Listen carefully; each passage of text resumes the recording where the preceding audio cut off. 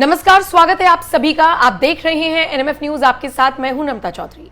बिपिन रावत का वो बयान आपको याद है जिसमें उन्होंने 2.5 मोर्चे पर युद्ध लड़ने की बात कही थी। और जाहिर सी बात है, पाकिस्तान चाइना के साथ साथ वो जो आधे का जिक्र कर रहे थे वो उन लोगों का जिक्र कर रहे थे जो भारत के अंदर बैठकर भारत को कमजोर करने का काम करते हैं। और ये एक बार, 2 बार या 10 बार नहीं, बल्कि हर बार यही चीज निकलकर सामने आती है। जब भी कभी भारत के लोगों को निशाना बनाया जाता है या आतंकवादी अपनी साजिशों को अंजाम देने की कोशिश करते हैं, उसमें कहीं ना कहीं लोकल सपोर्ट वाला एंगल जरूर निकलकर सामने आता है। लास्ट टेरर अटैक जो पहलगाम में हम सब ने देखा था, उसमें भी यही बात निकलकर सामने आई थी कि लोकल लोगों ने मदद की थी आतंकवादियों की। लेकिन इन सब के बीच अगर मैं आपसे कहूं कि एक बड़ी साजिश रचने की कोशिश की जा रही थी, लेकिन उसे ध्वस्त कर दिया गया है। और इसमें भी कुछ ऐसे लोगों का नाम सामने आया है जो भारत में रहकर भारत के सेंसिटिव इलाकों की तस्वीरें, भारत के कैंट एरिया की तस्वीरें पाकिस्तान में भेज रहे थे। तो शायद आप हैरान रह जाएंगे, लेकिन इसके लिए आपको थोड़ा सा पीछे जाना होगा।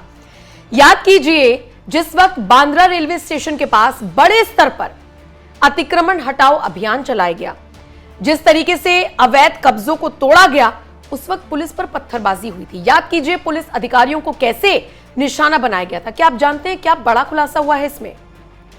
बताया जा रहा है कि जब अवैध कब्जे को हटाया गया तो इनमें से एक मस्जिद भी थी जिसे हटाया गया था।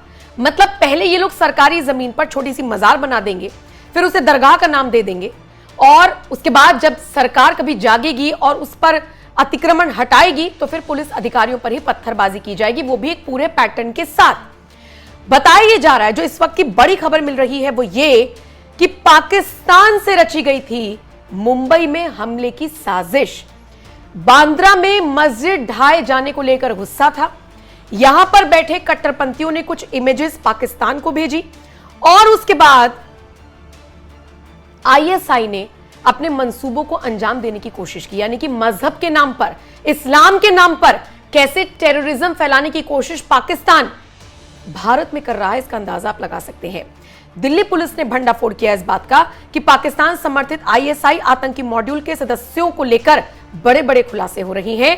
बताया जा रहा है कि बांद्रा में जिस तरीके से अतिक्रमण हटाओ अभियान चला था, उसके बाद एक नेपाली नागरिक सहित 8 संदिग्धों को गिरफ्तार किया गया था।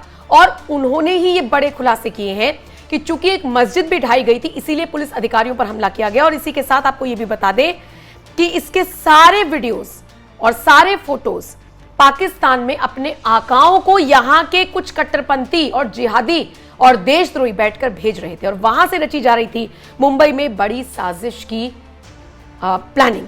क्या आप जानते हैं शहजाद भट्टी, यावर खान समेत कई ऐसे बड़े आतंकवादी हैं, कई ऐसे बड़े देश द्रोही हैं, कई ऐसे भारत विरोधी हैं जिन्होंने इस साजिश को रचा था। सिर्फ यही नहीं, इनपुट्स तो ये भी मिल रही हैं कि दिल्ली पुलिस की विशेष शाखा ने 27 मई को मुंबई के कुर्ला से साजिद महबूब को गिरफ्तार किया, जिसमें पता चला है कि दादर रेलवे स्टेशन के बाहर भी एक भीड़ भाड़ वाला पुल और उसे निशाना बनाने की कोशिश की जा रही थी। यानी कि मुंबई को दहलाने की कोशिश थी इस्लाम के नाम पर, मजहब के नाम पर। और देखिए कैसे आईएसआई अपने इस पूरे एजेंडे को भारत में आत्मसात करने की कोशिश कर रहा था। फिलहाल भंडाफोड़ हो गया है, लेकिन अभी भी सतर्क रहना होगा। एजेंसियां अभी भी सतर्कता बरत रही हैं, लेकिन सवाल फिर वही उठता है कि दीन के लिए, ईमान के लिए, पैसे के लिए, किस चीज के लिए आखिर लोग बिकने से पीछे नहीं हटते हैं। फिलहाल इस खबर पर आपकी क्या राय है? मुंबई पुलिस या महाराष्ट्र पुलिस या महाराष्ट्र सरकार जिस तरीके से लगातार बड़ी बड़ी साजिशों को नाकाम कर रही है, इस पर आप क्या कहेंगे? कमेंट सेक्शन में अपनी राय जरूर दें। बाकी खबरों के लिए एनएमएफ न्यूज देखते रहिए।